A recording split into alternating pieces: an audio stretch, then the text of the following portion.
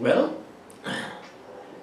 this talk is supposed to be about the base, path, and fruit of Dzogchen, but the way it was presented in the advertising, it includes the three paths, which are the three paths of liberation, as taught by Chogyal Namkhen Norbu in the Dzogchen community, Tibetan master, he created this Dzogchen community. He is a Tibetan Tulku, and he has revived a very old way of explaining.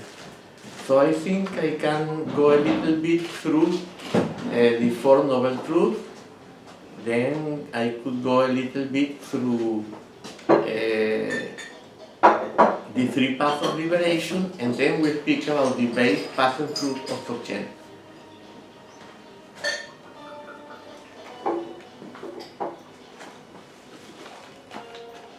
The most basic teaching of Buddhism is the Four Noble Truths, and that was the first teaching the Buddha gave after his awakening. And the first Noble Truth is, I will use a Sanskrit word, dukkha, because we don't have a very precise translation. Dukkha means suffering, but also disappointment, lack of plenitude, uneasiness. It means it englobes all kinds of negative feelings. And when we are in samsara, they are unavoidable. So we always have this dukkha, and there are three types of dukkha according to the earliest teachings of the Buddha, which are the dukkha of suffering. That is what we normally call suffering. And this dukkha of suffering is all, well, if I have a toothache and they didn't put anesthetics on me, like Alex, who was at the dentist today, and or I have an emotional pain because of something, people are treating me too bad, or someone died, or girlfriend left me, or my car broke, whatever, then this is suffering of suffering. Everyone will call that suffering. Then the next one is the suffering of change.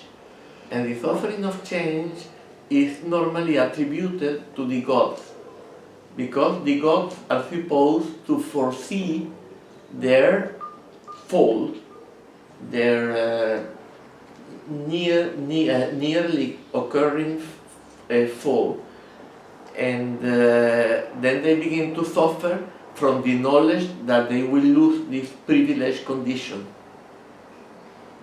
And but actually this God can be also a psychological condition for us human beings, because when we are in a position, if we attain a very lofty samadhi, a state of absorption, like an absorption through meditation, and we realize that we are going to lose it, we begin to suffer. If a president knows that his term is about to finish, he will begin to suffer. If someone who is very rich begins to foresee that his economic empire is going to collapse because he's seeing how his finances are going, then he begins to suffer. So it could apply to anyone, yeah? That is the suffering of change. After change occurs, then that is suffering of suffering. But before it occurs, it is suffering of change. And then there is the most subtle, the subtlest type of suffering, and is the type of suffering that nearly no one will recognize as being suffering. And that is the suffering of samskaras, but we can call it all-pervading dukkha, because it's always there. And how is it? Well, we normally have a lack of plenitude. We don't feel whole. We feel something is missing for us to have plenitude, to be complete, to be absolutely at ease and fulfilled and complete and whole. And this is always haunting us. And moreover, there is some kind of uneasiness, which is not actual suffering, because, and then we don't really realize it because always we deviate our attention elsewhere. When we feel this lack of plenitude, we automatically say, this is the lack of that gadget that I saw in the television. If I could buy that gadget, if I could buy that new smartphone or that perfect car, or if I could have a house in that part of town, or etc. Yeah? Or maybe I was walking through the street and my eyes crossed with some girl on the sidewalk, and I felt like I floated a little bit, and I thought, oh wow, when I feel this, I feel the lack of that girl. I would feel if I could be with her, I would always be floating. And then I feel this lack, and I feel automatically the lack of that girl. Yeah, that made me float and feel that I was floating. I had a shot of dopamine, which is a secretion, a natural secretion, and I floated. Yes? Okay. Then, if it is the uneasiness that comes, then I will always feel this uneasiness comes because my situation at work is not perfect, because life is too boring, because I don't have enough amusement, because my life is not interesting enough. But I will always justify it. I feel it all the time, but I immediately elude it because I think I attribute it to some particular circumstance. And then, if I could solve that circumstance, for example, the lack of plenitude, I could get that thing, or the uneasiness, I could get rid of that thing, then I would be whole and happy and with total plenitude. But this is not the case. Yeah? We could go for very long. I've written a book called Buddhism and Dzogchen, and this is discussed in many pages, but today we have to embrace a lot of theory, so we don't have time to go too much into that. The second noble truth is the cause of dukkha. And what is the cause of dukkha?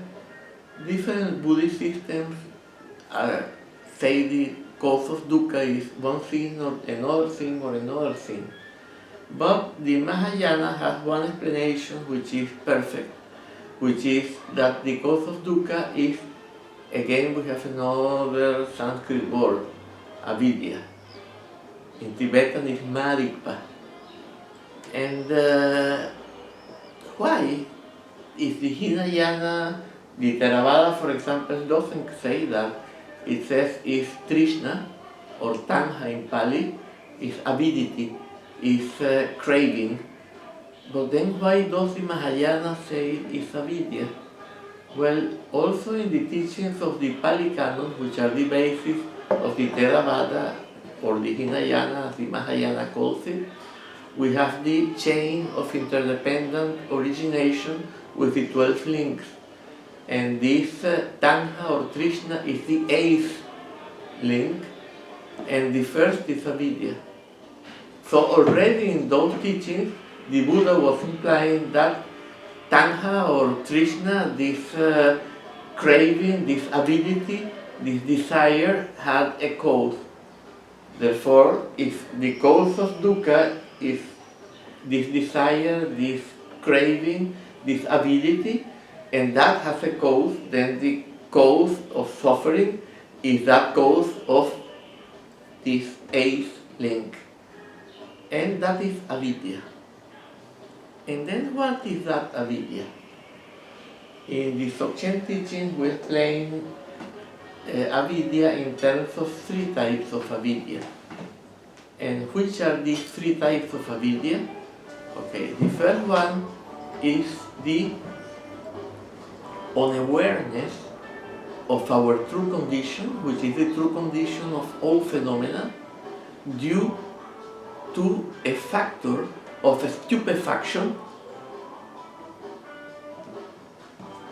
that has gone along with the mental stream of sentient beings since beginningless beginning. So it's something that we always had, and unless we already had an experience of Rigpa, of realization, of awareness, of awakening, even for a moment, an insight, even for a moment into the true condition, if we haven't had that, then it has been with us forever. This is the first type of avidya. This avidya is not yet a delusion, it's just ignorance. And this avidya is there in many conditions which many spiritual systems consider as realization. For example, in the yoga of Patanjali or in the Samkhya of Kapila, they have several stages of development, and the highest one, which they regard as total liberation, is samadhi. And this samadhi is a condition in which we are said to be at the same time totally asleep and totally awake. But we don't have a wisdom that can allow us to go through the world and help sentient beings awaken and help allay the suffering of sentient beings. So we are just in this condition and we cannot do anything for others. And according to higher forms of Buddhism, this is not the end of suffering. Whoever is in that condition will have to awaken from it. Even if someone came to that condition and died in that condition, he would be reborn, he or she would be reborn elsewhere. And then will have to continue to get into the path from the very beginning. So this is no solution whatsoever. Because why? Because it has this type of ignorance of the true condition. Due to this stupefaction, when we are stupefact, we don't understand anything. If the president of a country comes he's going to receive the diplomatic corps, yes, and he comes naked, then everyone is stupefied. Yeah, no one understands anything. They are totally bewildered. Yeah, so we have been like that since time, without beginning, without the need for the president to come in naked. So we don't realize the true condition because of that. The second type of avidya is the subject-object duality. So this is not ignorance anymore. This is delusion. This is a distorted perception of the true condition. It cannot arise unless we already have this ignorance of the true condition. Because if we were aware of the true condition, which is non-dual, duality could not arise. But once we are unaware of the true condition, then we can, on the top of this unawareness, perceive wrongly, perceive distortedly this true condition. So we feel that we are someone who knows, someone who acts, someone who thinks, and that there is a world of objects outside. All that appears through the senses, we feel is something external. Some things we feel are part of ourselves. I feel maybe my hand is part of me. But if my hand becomes paralyzed, I try to move the hand and I can't. So I am feeling I am the one who is trying to move the hand. So the hand is the object I'm trying to move. So in this moment I am not perceiving the hand as me. So this is changing all the time. But when we have this object and object duality, normally all that we perceive as outside ourselves, we think is other with regard to us. And then we are distorting the true condition where there is no duality, which is a continuum. Even according to contemporary physics, Einstein's field theory claims that the universe is a continuum of energy. Continuum means without interruption. So, our brain, yes, is the same energy. Well, I mean, energy and matter are two conditions of the same. And thought is also a condition of the same. There is only one single thing which is a continuum and which manifests as energy, as matter, and as thinking. So, when I feel that I am the mental subject separate from all the physical world, this is a delusion because all is a continuum. And this is what contemporary science is pointing at. It's actually asserting to be the case. And so, this is no longer ignorance, this is delusion. This is a distortion. Yes? More than ignorance is a deformation of the true condition. And then we have the third type of avidya. And what is the third type of avidya? The third type of avidya is all that I experience as object, as external, I begin to separate things. So for example, I take the camera as figure, yeah, I single it out, yeah, I concentrate on it, and all the rest I am not fully aware of. I am perfectly aware of the camera, but not of what is around the camera. Exactly. If Alex begins to move the hand, then I realize, and then I look at the hand to see what's going on. But I am not fully aware of it. That was a good thank you.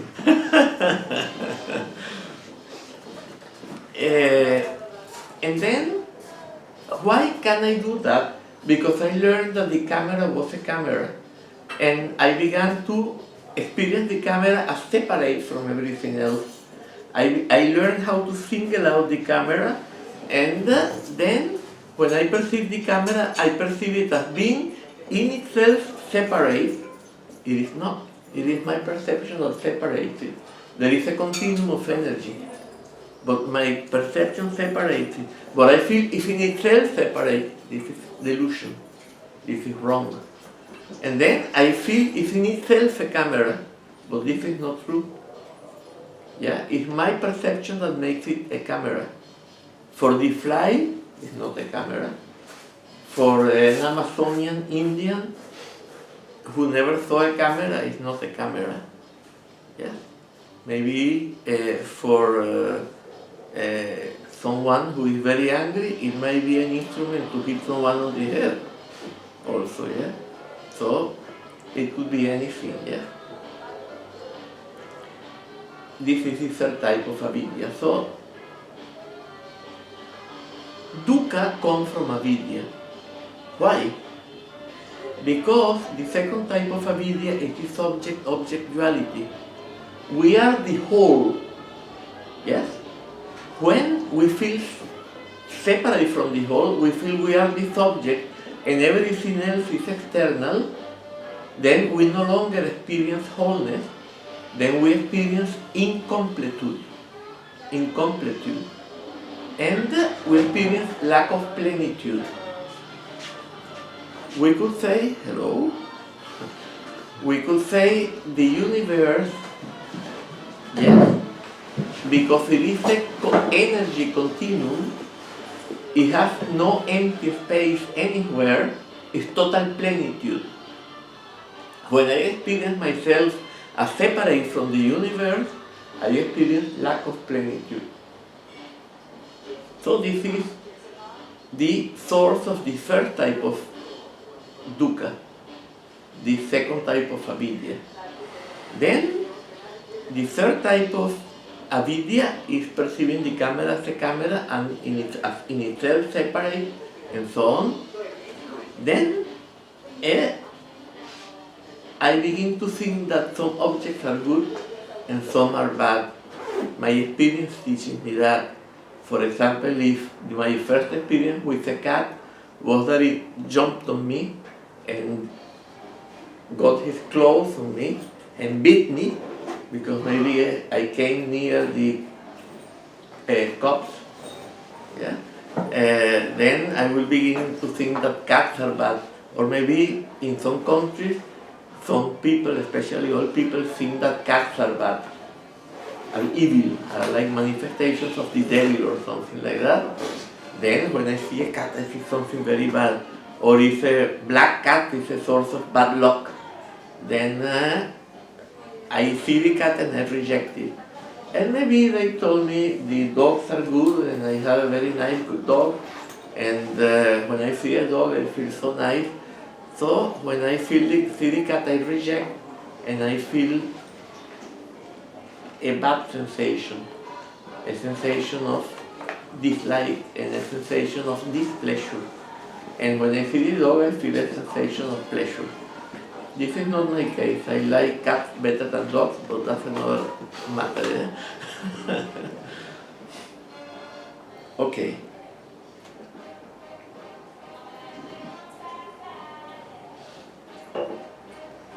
I used to give an example to my students at the university, which is the example of the goose feathers.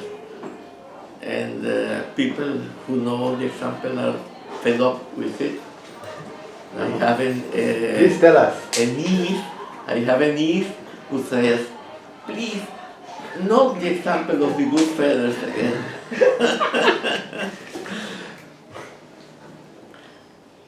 I used to tell my students at the university, those heterosexual men among you, what would you say if I told you that the 49 most desirable nymphs in the universe would caress your naked body all through with goose feathers, trying to procure you the highest pleasure possible?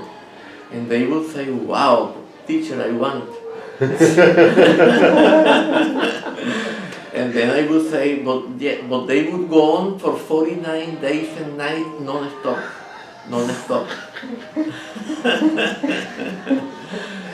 Then at the beginning I would be, but it goes on and on and on and on and on, and I get used to it. So at the beginning I am accepting the sensation and its pleasure. After I get used to it, I can no longer accept because I got used to it, and then it's neutral. But then after some time it begins to disturb me and I reject it, and then the Chinese torture begins. Exactly. Yeah. So maybe the best time for torturing someone would be with something that the person would think is pleasurable originally, yeah, in the first moment. So that means that pleasure and pain, someone would pay, many people pay to go on a roller coaster. Some people would pay not to go on a roller coaster. Yeah? So everything is relative. It depends on whether you can accept the sensations or whether you have to reject them. If you reject them, they become painful. If you accept them, they become pleasurable. Of course, if you put your hand on the fire and you leave it there, you lose your hand. So you have some sensation that you have an innate, an inborn tendency to reject, of course. And some, you have an inborn tendency to accept. For example, mother's milk, everyone has a tendency to accept. No child, no baby would go,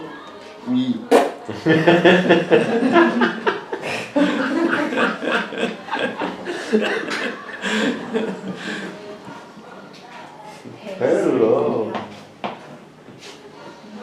And on the other hand, everyone would, by putting the hand on the fire, would automatically say, "Uy! Ay!" Yeah? And take it out. But if the person could learn to accept the sensation of fire, burning, then it will become pleasurable, just as the masochist will pay a lady to whip him, and that way will come to a climax of pleasure. So, everything is relative. Anyhow, what we are trying to say is that this uneasiness that we always experience in samsara, while we are in samsara, comes from rejection, from conceptualizing an object as negative and rejecting it. So, and then we are always circling in samsara. So the third type of avidya is because of this acceptance and rejection. When we accept, we go up to the condition of the gods. When we reject, we go down to the condition of the hell beings. And when we are in the middle, when we are indifferent to sensation, we are in the conditions of animals, like for example the pig, who goes like that to the apple to eat it, or to the shit. In some places, the toilets are just one opening on one side for people to squat, and an opening on the other side for the pigs to come in and eat once. But it's okay, because after that they will eat the pig. So The cycle begins again. That's what happens in those places. Of course, they eat the pig at the end. It's a very good way to recycle everything. Yeah? to recycle the pig. No, maybe for the pig it's not nice that they kill him. Yeah. But it's very nice for him to eat this because he doesn't discriminate. Yeah.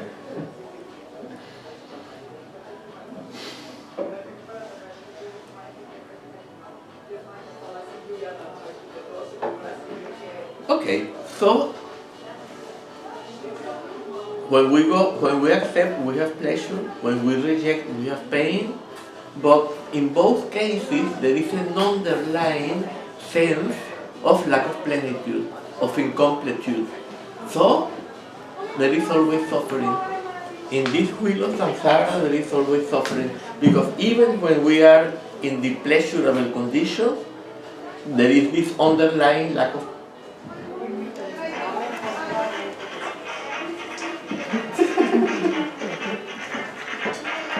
These are the girls. Now starting the good part. What? There have been two girls falling all day. Romanian girls, who are probably little girls, I don't know.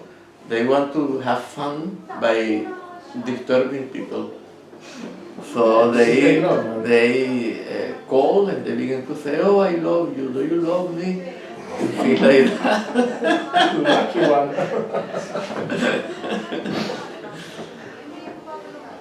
How can I know if I love you if I don't know you?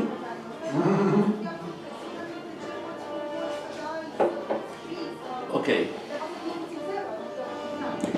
So, this is more or less this wheel of samsara, and this is the second noble truth. Yeah? The cause of dukkha. Dukkha is this wheel where either, even in pleasure, there is an underlying lack of plenitude, and in pain, we have double pain. Yeah? It's like one leper who gets bubonic plague. Yeah? The leper is this lack of plenitude, and the bubonic plague is to get pain on the top of the lack of plenitude. A little dramatic example, but it's in the teachings. Then, with third noble truth, the third noble truth is the end of the first two. It's the cessation of suffering due to the cessation of the cause of suffering. But in the Mahayana, in the Vajrayana, and in Dzogchen, it's not enough to put an end to suffering. We must get a wisdom, yeah, which is normally called omniscience, which allows us to benefit all beings by doing whatever is necessary to remove the source of suffering from them and by helping them to lead a better life. So it's not enough with removing the cause of suffering. We have also to achieve a wisdom which is called omniscience and which is twofold. One side is the wisdom that directly realizes the single true condition of all phenomena, and the other one is the wisdom that perceives the particularities of each different phenomenon, and they manifest at the same time. And the second wisdom also allows us to understand the functionality of all phenomena, and therefore it allows a Buddha to help all beings according to their particular conditions. And that's why the Buddha taught the Hinayana to people who had Hinayana capacities, the Mahayana to people who had Mahayana capacities, Tantra to people who had Tantric capacities, and he didn't teach Dzogchen in his lifetime, but he predicted that he would appear as Guru Garab Dorje and teach Dzogchen later on, and he did. So, also taught Dzogchen somehow for people who have the capacity to practice Dzogchen. Okay. We could say also this wisdom involves not having self-encumbering and self-interference and not having the source of evil, but just benefiting all beings. I could explain that at length, but we will have no time. So we have to move into this fourth noble truth, which is the path. But this is a little strange. Yeah, we have first the fruit of enlightenment is the third truth, and then we have the path to attain the fruit. Why? This sounds a little weird, because until there is someone who attains the fruit, a path would be invented by the samsaric mind, and therefore it would only confirm and sustain the samsaric mind. And in the samsaric mind is also subject to a law of inverted effect. By trying to produce something, we produce the opposite. We have an example. We try to produce a technological paradise by means of technology, and we gave rise